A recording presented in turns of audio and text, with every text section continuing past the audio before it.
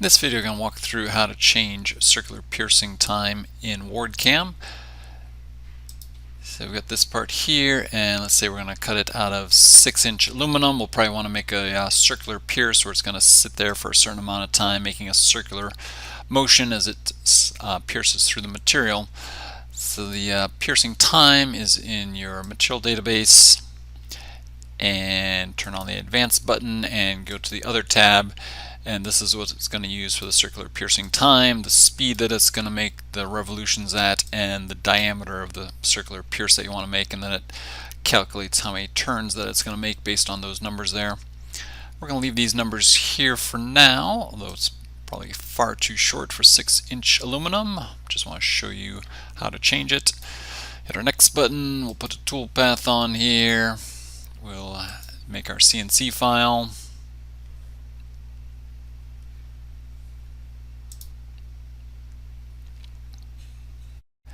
And here we've got our revolutions, 1, 2, 3, 4, 5, 6, and then it does an extra one for good measure.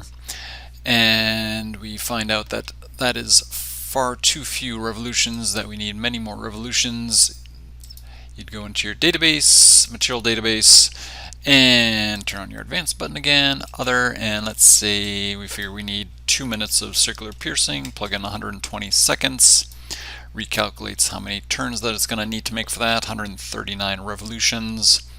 Save and exit. You think, okay, piece of cake. CNC button again. Replace that. So in the background, we've got the old one that we just looked at with the 7 revolutions. Click on yes to load the new file, and nothing has changed. We still have 7 revolutions. What's going on? I told it 120 seconds. A little nuance here is that you basically have to reset the material to get it to recognize anything in that circular piercing area, be it the time, speed, or diameter. So if you change any of those and you want them to take effect, just come back to your parts area here, and you can just choose a different material to reset things, and then go back to the material thickness that you actually want. Hit your next button, put your toolpath back on there, hit the next button again, and then click on the CNC button again.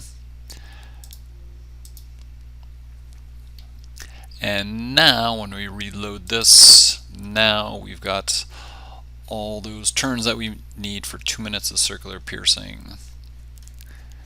So if you have any questions on that, let us know. Thanks.